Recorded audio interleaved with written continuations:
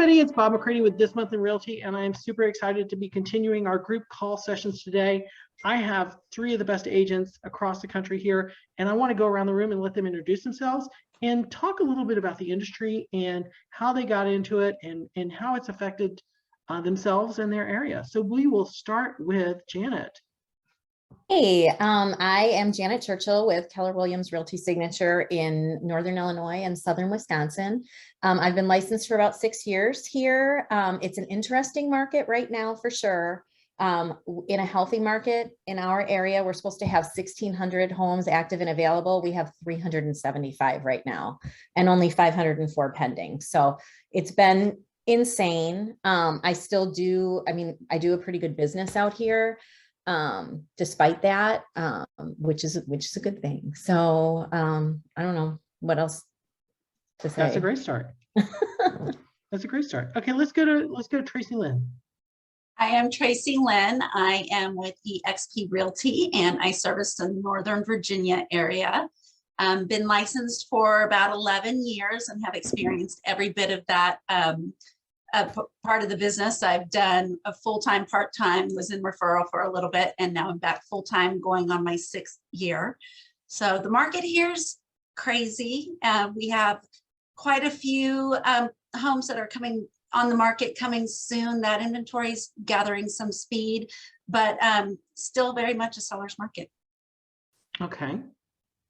Cathy, you've joined us. We're just going around introducing ourselves and telling people a little bit about our market.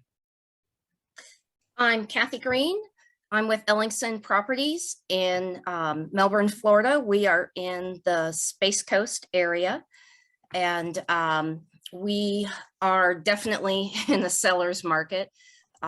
Still multiple offers. We have a lot of businesses bringing employees in the space industry here, hence the name Space Coast.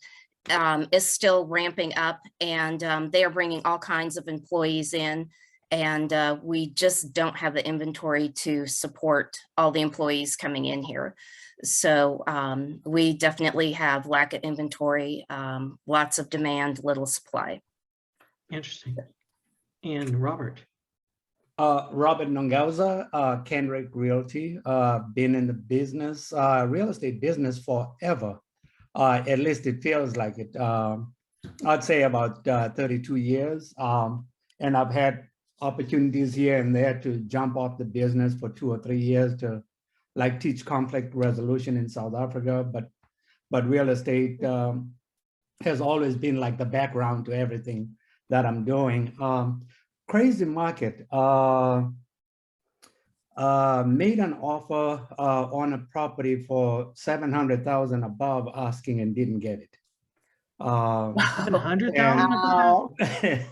Okay, but remember everybody, he's in Oakland. Oakland, San Francisco, these young kids that have gotten really amazing stock options with Google, Facebook, and everything that makes the world runs is in our backyard here. So they've got money to spend. And but something that I started to notice is that we've started to have something that was shocking, which is homes that are getting price reductions, because we haven't had that in quite some time. And like I think with all the industries, people are putting their properties on the market for a lot less in order to drive up so that they could say to their sellers that, hey, we got you 200 offers. And but it's an amazingly hot market, and trying to navigate it, making offers without contingencies, which is sometimes uncomfortable, especially if you haven't done your inspections and the seller's agent has not provided inspection contingents. I mean, has not provided inspections, but yeah, glad to be on here. So one thing I'm asking people is it truly a house? Okay, so in Dallas-Fort Worth in 2020, we sold 89,000 houses, right at 90,000 houses. Right. In 2021, we sold almost exactly, we were 100 houses short, 89,000 minus 100. The difference was when we sold 89,000 in 2020, we had 110,000 on the market. So we had like a 17, 18,000 gap. And then last year we only had 99,000 to sell 90,000. So is it a shortage of houses or a deluge of buyers? And does it really change the metrics either way? In our market, Bob, it is definitely a deluge of buyers for sure. Our absorption rate is like maybe 1% total for all the houses that we've got, you know, in comparison to all the buyers. So, I mean, we're definitely seeing that in my market. One of the things that has happened is because of COVID and the ability to work remotely, people are able to buy homes further away from the metropolitan areas as they have been. So people are able to I mean, the average rental in San Francisco is like $8,000 for 3 bedrooms, 2 baths. Wow. A month. Wow. So you can imagine what kind of a house you could get, you know, with an $8,000 note. So people are getting themselves really nice homes and something that they've always dreamed of, which is something that's not really spoken about or talked about. Yeah. I feel that part of the drive, as well as my buyers that were maybe 6 months to a year out, interest rates were a little bit lower. And so they were able to come into the market earlier than what they had anticipated.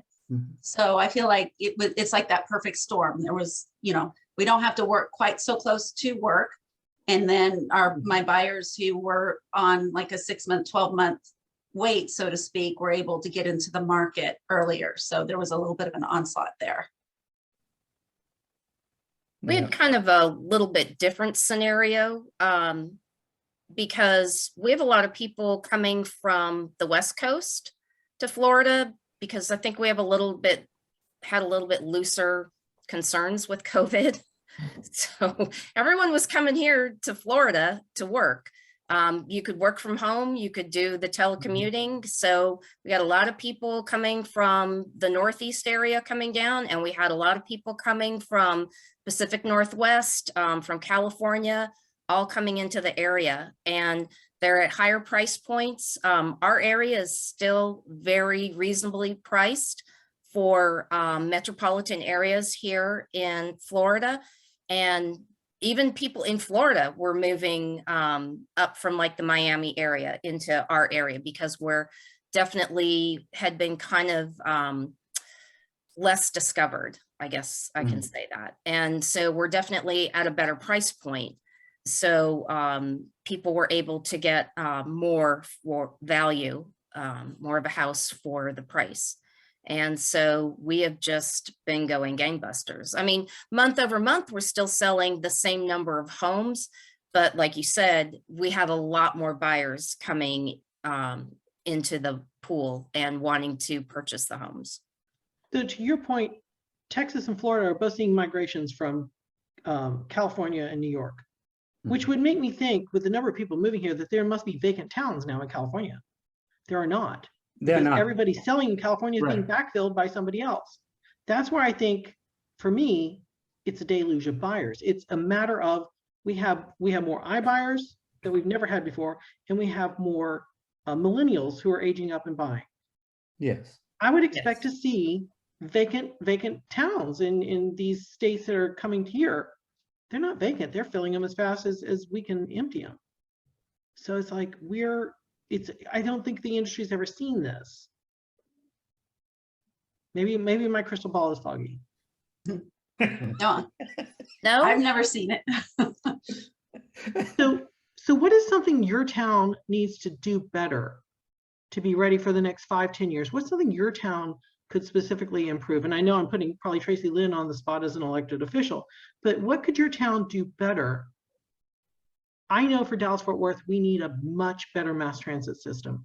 We are a city built of highways and tollways, and the tollways got influenced because our governor was very best friends with people who run tollways, and then the money, who knows where it went. I can't accuse anybody, but we pay taxes on the gas level, on the local level, and tolls to drive all these huge highways, but our mass transit is really rubbish.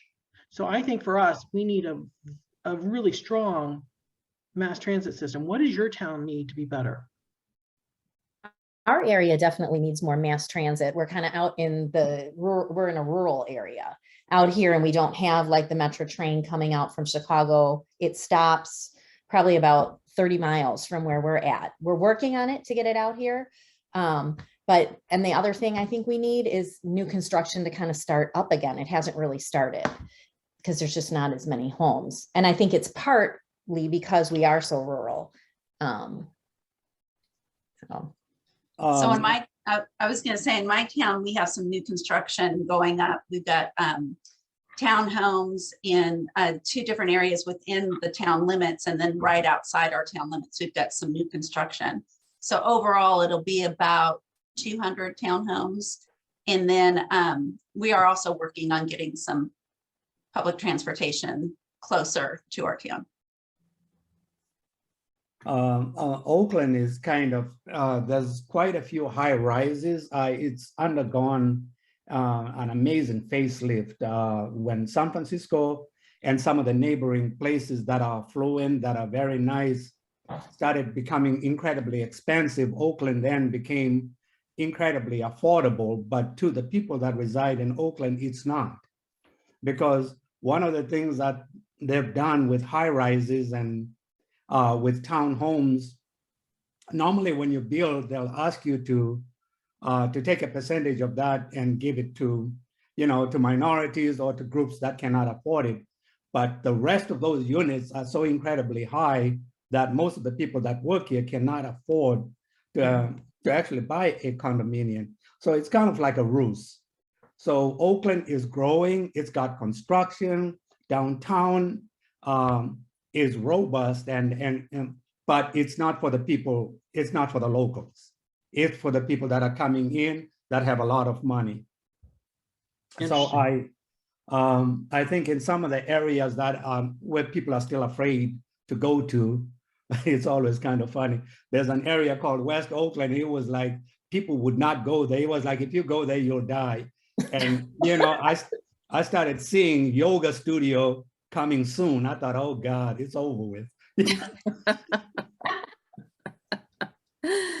So we kind of have, there's a name for it, but it's kind of, it's part of progress. I mean, it happens, it's improving. But to your question, I actually didn't answer that question. What does my city need to do to improve the housing to make it affordable for people? I actually haven't thought about that just so, but I was able to talk about something else completely different. Cathy, what about you?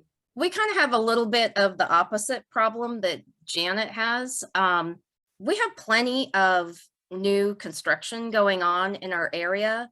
As a matter of fact, our builders, every single one of them has gone to a bidding system for their homes. Wow. They're not just, they start at whatever their base price is, and they have gone to a bidding system. Highest, they come in and give you 3 days and say, okay, bring us your highest and best price for new construction.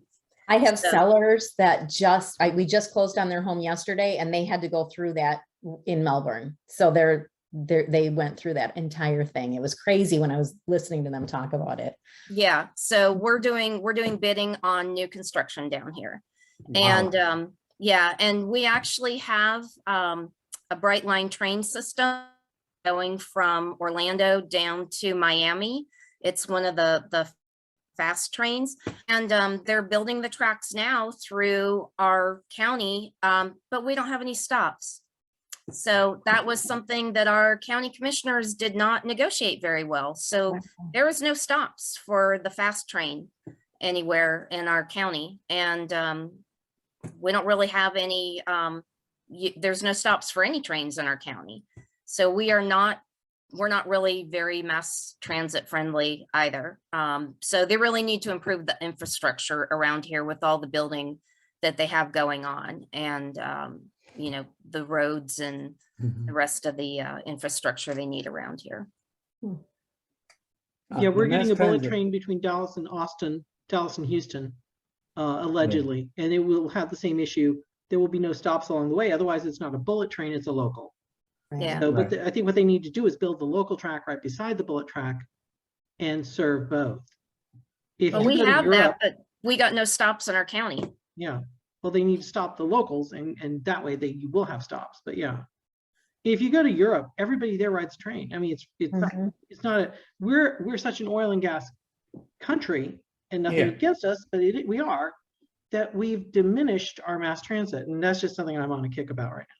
So, The Bay Area has an amazing rail system that actually circles the Bay Area in terms, and then we have a ferry.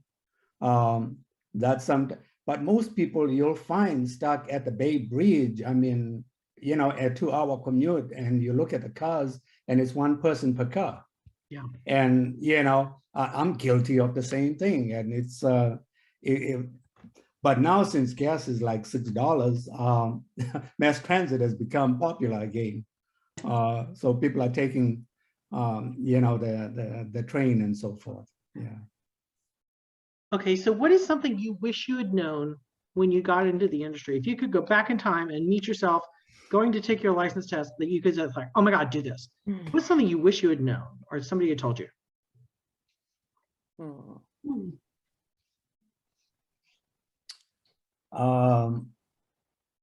Prospect on a regular, no matter what you do, put 2 hours away a day and prospect 5 days a week. Follow up with your past clients. I really was like incredibly poor at that, to the point where I'm now having to recreate my database. And it's like one person at a time. And just out of recreating my database, I've started to see the impact. Buy more properties, invest in the very thing that you are telling people. That way you can speak to what it does. Yeah. Okay. Who else has an answer for this? I think mine would be, don't change brokerages 3 times in a year. The first year. Or well, I guess it was after 2 years. Yeah. I did it. Yeah. It was insane. It made me so disorganized. And I'm just now even back at Keller Williams at my original brokerage that I started at, trying to just keep getting organized and getting everything set in my CRM and get it going. But you're right, Robert, the follow-up. I wish that I would have done a better job my very first year following up. I do a great job now. And I get a lot of repeat referral business, but I wish that I would have done it from the get-go, because I feel like the people that I helped in the beginning, and I had a great first year. I think I did like 18 closings, which was pretty good for a rookie. That's great. Oh, well, our price point's only 150,000. You know, that's like the average, but it was pretty good. I was working a full-time job at the same time, but had I gone back and really kept in touch with those people, I think I wouldn't have missed out on them, you know, like selling their house with somebody else. Isn't that awful? And it's not like those people, it's just out of sight, out of mind. Exactly. Right. And it's nothing you did an exceptional job, and Right. the rave reviews about your work. And then it's like, well, you ghost them, Yeah. basically, is what I feel like. I ghosted my people, and I didn't intend to do it. I was working 2 full-time jobs and I just didn't think about it. So, but that's I would concur. I would concur with that 100%. Also, time management is a real thing. oh my God, is there such a thing? That sounds so alien to me, like time management. I got a great calendar, but damn it if I follow the damn thing. It's like, you know, I look at it at the end of the day, at the beginning of the day, and in between, it's like a blur. You know, and I know, Bob, look, if you could please do this would help us on our next call. Really, just close your ears, because I don't want to hear it. This is compassion, which is really good for the soul, really. It's like when you take the list to the grocery store and Yes. you don't follow it, right? Yes. Like, we've got this Yes. calendar, and Oh my God. you know, but is it, if it's not on the calendar, it doesn't exist. It Right. absolutely Not kills me. I And I'm haven't forever gotten Absolutely there. kills me when people are like, Yeah. when's our appointment? And I'm like, do you not have your calendar in front of you? Were we supposed to talk today? And I screw up every once in a while. I forget to put something on the calendar and I feel Yeah, yeah. awful about it.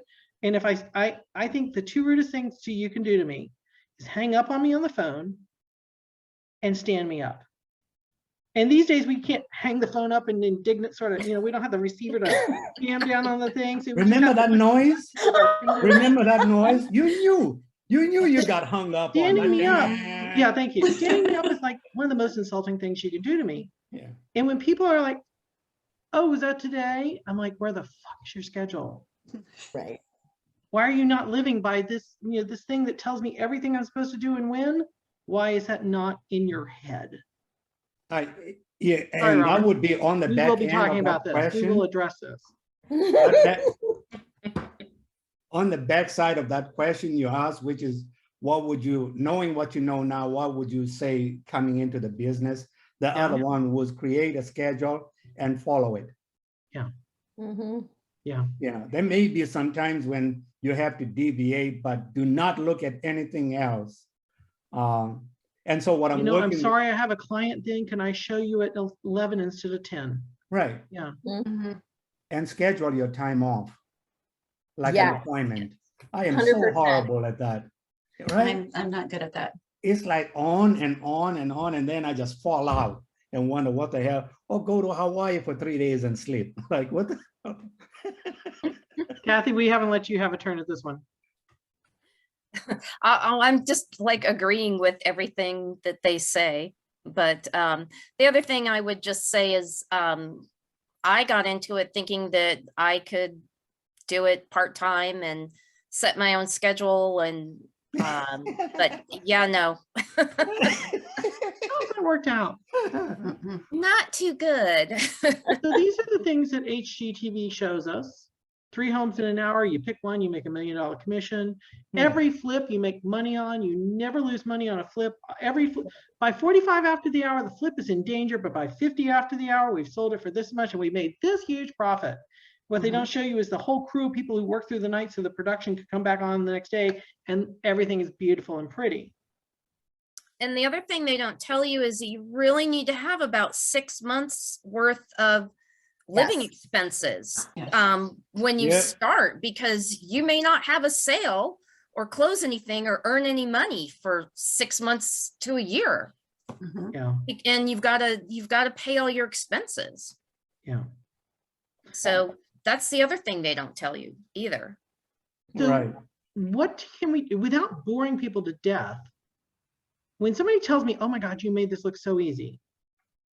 Part of me wants to say, oh my God, I didn't show you enough of what I did. And I think the Yeah. oh my God, you made it look so easy goes along with, why should I pay you a commission? You're not working. Right. And we need to show people the intricacies of this industry and how much work goes into just getting a client into a property and getting to the closing table, which is the one time we get paid. How do we do that without like boring them to death? I used to tell my kids when we decided collectively as a family that I'd go back into the industry full time. And I remember sitting and talking with them. They'd be like, how was work today? And I'd bring them up to date on stuff. And I'll be like, oh, I have a client, which is exciting. But then they knew it was, okay, what did you have to do to get the client? So now that you have the client, then now we have to find the home for the client. Then we have to negotiate the contract. Then we have to make certain that we get through all of the hoops within that. Then, if something like derails, goes sideways, this, other, they knew just because I said, oh, I was able to, I'm working with a client. They knew that there were like 12 other steps before I was actually going to get paid. So, yeah. So and I do think that on reality TV, they miss that step incredibly. Well, it doesn't sell commercials. Well, no. Right. What I tell people, so everybody, as soon as I get them under contract, they're like, oh, thank you. This was great. Thanks so much. I said, well, now my real work begins. And I said, we have to go negotiate the inspection. We've got to deal with appraisal issues. We've got to deal with any other thing that's going to, potentially kill the deal. Mm. And so they're like, oh, wow, I didn't realize there was that much work to do. I said, Yeah. yeah, there's a lot. I said, my job really starts once we're under contract. So that's And kind of that's actually when I get the executed contract back, and I send a copy to my clients. That's actually what I exactly say. I'm like, congratulations, you're under contract. Now the real work begins. Here are the next steps, and I list them all down. You need to do this, and I give them their whole timeline of what they need to do, all their steps that they need to do right there in the first email. And I said, this is not everything that needs to be done, but these are the major things that we need to start with. And so that they have, you know, and even though we've gone over this in their initial buyer appointment, I just want to remind them of it again. But yeah, I mean, that's the whole thing is, you know, I let them know this is just the beginning. Yep, I have a what happens next email that comes out that does exactly that. So it lays it out. I like that 10 idea. days you do this, and then 30 days you do this, and you know, up to closing we do this. So same thing, Yeah. Kathy. I like it. Anybody else have anything on that? So another question here. If you were picked up out of your city, so the claw comes down and picks you up and moves you out of Melbourne, Florida and drops you in Topeka, or picks you up out of Oakland and drops you in Tempe, Arizona, how long would it take you to get back to being a sustainable business? You take everything you know right now and you dramatically shift to a new market. How long would it take you to get back to being an ongoing agent? I think it would take me about 3 to 6 months to do it. I was gonna say. Assuming you got your license, you didn't have to go through licensure, you're just automatically Right. licensed in a new place. How long would it take you to get clients? Yeah, about 3 to 6 months probably to start to feel like I had a business going. I could get clients in a month. I have no doubt about that. Yeah. But to actually get them under contract, closings and that, I think it would be 3 to 6. I concur with that. I agree. Even though, I mean, you know what to do, which is that you'd walk in and you'd get an open house. Find somebody that needs an open house. You know the steps to take to get people in front. You figure out the lead generation situation. But to actually start to look in your bank account like you have a business, rather than I think 3 to 6 months is about right. Might add another month or two to that, which I don't particularly care for. But, Yeah. Yeah. Kathy, do you have any other opinion on that? For me, I think it would take me a solid 6 months Yeah. to feel comfortable with it. Robert's first instinct is open house, which is great. My first instinct would be to pull the map up and start researching every neighborhood, every Yes. zip code, pull sales, pull stats. I'd be up all night, you know. And I tell people I'm an expressive driver, and I have a chart here to prove to you that I'm not an analytical, but I literally go to the databases and go to the charts to do it. So I just thought that was an interesting idea of what would happen if you picked up and just moved. So we are in the process of getting licensed in Florida in addition to Illinois and Wisconsin right now. And we're doing that exact same thing, Bob. We're already researching the neighborhoods. We're looking to see where we want to go. We've already, you know, have our office identified. I actually onboarded when I was in Florida. I think I told you that with What city? Sarasota. So well, Sarasota. Lakewood Ranch. Yeah. So yeah. If you want to So refer to somebody in Melbourne, we got a great person. I know. I wish I would have known you, Kathy, because I'm serious. My know. clients would have like totally done it. That's exactly where they went. So, Wow. but yeah, so we're in the process of doing that. I'm also getting in touch with the other agents in the office right now, trying to get to know them so that I can at least refer for now to them. And once we get there, to be able to do open houses or whatever they need, just so we can get started. So Yeah. Wow, great. mhm. Yeah, I tell TracyLynn I can never come see her because I grew up in Northern Virginia and I know she was going to sell me a freaking condo or a Be house like, up let's there. go have lunch. Oh, That's how it starts. and it's so let's take that daydreaming question. So I know I have people on my Texas Pride Realty site who have been on there 3 to 5 years and they're just looking at houses they will eventually buy. But right now they're just seeing their future because it's important to them to see the horizon. I look on, and I work lots of CRMs and IDXs with all y'all. And I daydream about if I moved to Virginia or if I moved to London or if I moved to somewhere else. Do you think you have a lot of people who are on not a 2-month, 3-month buying process, but a 2 to 4 year buying process? I definitely do. I've actually reached out to a few people who have signed up on our website, just reached out and I'm just looking for a future. And I said, that's great. And I'll just Keep put them looking on here. a long-term nurture and we're good to go. And eventually they'll buy from me.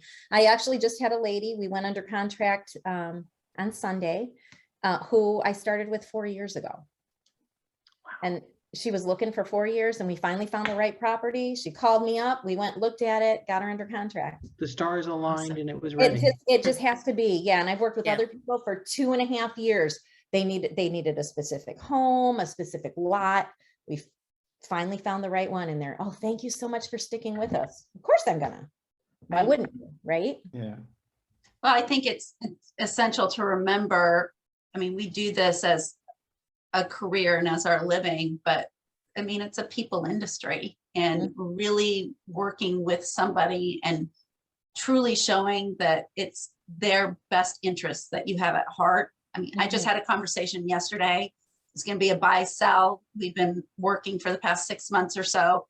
And we went to lunch and it was just like, I feel this way, I feel this way. And I was like, well, maybe buying right now isn't what is best, Right. and but it's the right thing to do because it's what they need. And so I'm always going to be here. I'm not going anywhere. Yep. So I always say I talk myself out of a job 9 times out of 10 because it's the right thing for my clients. Right, Yeah, right. yeah. It's the right thing for my clients, and they totally appreciate it. They really appreciate it. So I have a client that is probably about $3 to $4 million worth of business, selling 2 properties and buying another one. And it's incredibly, she's 80 years old. The area they're living in is really, okay, I need to cut this short. But anyways, it ended up with, how do we restore the place the penthouse that you have so that it's comfortable for you? So I took him out to go look at some high-end properties and some high-end finishes to give them an idea on ideas on how to upgrade it so their house now looks like the house that they wanted to buy. It broke my heart, but it was the right thing to do, right? Yeah. And then I just had a client that came through an open house and basically called me up and says, I want to fire my real estate agent. We did 2 offers. I'd like to work with you. You seem to know what you're doing. And I said, can I have your agent's phone number? No, just and that's the transaction that I just closed on. And Wow. yeah, so there are those. I think ultimately it's to do enough business to where you're really not concerned about how long it takes them, and you service them where they are. Yes. I spoke to one that's been there 2 years, and I basically went back and showed them some of the properties that we actually made offers on 2 years ago. And the other thing that I do with my buyers that are kind of reluctant to move ahead is I say, so take your rent times 12 months and times 30 years and see how much that is. And I mean, on 2000, it's roughly about $600,000-$700,000. And I said, I didn't know you had that kind of money that you would give to somebody and not get anything in return. And usually like, shall we go look and make an offer today? I've always said, Cathy, did you want to take a swing at that? I'm sorry. oh no, I was just going to say, I've always said it's not a sales business, it's a relationship business. Yeah. And the minute you start worrying about a commission, Yeah. you should just hang it up. We're not selling houses, we're selling trust. Right, And if exactly. you don't trust me, nothing I say about this fabulous house will get through. Yeah. Exactly. Yeah. Mhm. Yeah. I'm gonna let Cathy talk because we've jumped over her a couple times. No, you guys all just kind of, I agree with everything you've all said. So it's definitely, I mean, most of my clients end up becoming friends. We just Yeah. form those kinds of relationships. And I'm just I'm not like, I'm not the realtor that just says pick 3 homes and that's all I'm showing you. You know, if you need to go see 50 homes to make sure that's the one that's for you, then that's what we're gonna do. But I don't want you buying a house that's not what Right. what you want. Mhm. And by It's the way, not by gonna- the time you see the 50th, the first 48 will be gone. Yeah, well, yeah, yeah, just- but I just- mean, just that's, realize you know, that. back in the day when it was more of a buyer's Yeah. Right. market as well. But yeah, I mean, now it's kind of like, you know, if you like the home, let's put an offer in, and we're going out tomorrow to look Right. as Mm. well. Yeah. And then we'll put an offer in there until we figure out, you know, till you get one. Right. Yeah, I've got the laptop in the car. We'll just write it as you Yeah, drive. Yeah. exactly. Yeah. Interesting. So how many referrals? Well, this is part of why we did this was, you know, to show that we can refer to people in Oakland and Northern Virginia and Illinois and Florida. And we have this connective group in our team. How many referrals do you send out and how many do you all receive a year? I do actually quite a bit. I send out a lot and I get a lot in return. Just because where I live, everybody's going to Florida, it seems like. So everybody's going to Florida, or they are friends of mine from Minnesota where I used to live. And, you know, they want to move here or they want to, you know, move somewhere else. So I keep in really good contact. I let everybody know that I have agents all over the world. I even referred somebody to Costa Rica once. Okay. So I tell people, I've got agents all over the world, great agents. If you need something, give me a call, and they do. So I haven't actually quantified it though, Bob. So I'm going to do that this year. All right. I love that. My referral business is just starting, so I love the input that you just gave. Yeah. Well, it's the easiest money I've ever made in my life. Just Yeah. referring somebody out. Okay, great. 25% back to me just for meeting up to people, matching. to Connecting people. people, yeah. But you're also protecting them. I'm not going to just find somebody in a book. I know Cathy can take care of you, or I know Yeah. Janet is going to really, because to me, we're not attorneys, but to me, it's kind of like a defense situation. I'm not sending you in front of that prosecutor without the best defender we can get you. Exactly. And I Exactly. know that Robert in Oakland is going to take care of you Mhm. versus just I thumbing through the will. phone I till really you find will. some schmo with an account. Yep. How about you, Robert? How many referrals do you send out? How many do you get? Been doing pool and that. I did Hawaii and New York last year. Nothing this year, but I will get on that because, and the other part that I actually started doing was realizing my travel time to areas that are just outside, and start referring some people to Spanish-speaking clients, to a Spanish agents, and then just outside of the amount of miles that I'm willing to travel to go. And so Yeah. that's actually started, and they're responding because I established with them really like, just let me know if you need anything else from me, and just an update on how they're doing, maybe on a monthly basis. So Okay. I will add that as part of my. Cathy, how about you? Ironically, with everyone moving here to Florida, I really do not get incoming referrals. I mostly refer people out. Those people that I have that are selling their homes and moving elsewhere, or people that I know that have property in other states that they need to sell. So I need to change that up and start getting more people to refer to me. Okay. Cathy, just as a quick suggestion, and I don't know how to manipulate it to me, but if you notice where most of the people are coming from, you could do a flyer, 25%, or even a 30% referral, and then put it on Property Blast or something like that to the agency. So that- Okay. yeah. Okay. Well, I just want to thank you all for being on this. We're going to shake this up every quarter or so and change the people around. Go out, have a great weekend. Thank you for all your information on your different communities, and just thanks for being here. Thanks, Bob. Thank you. Thanks, Take Bob. care. Thank you. Take care. Bye. All right. Bye-bye. Bye-bye.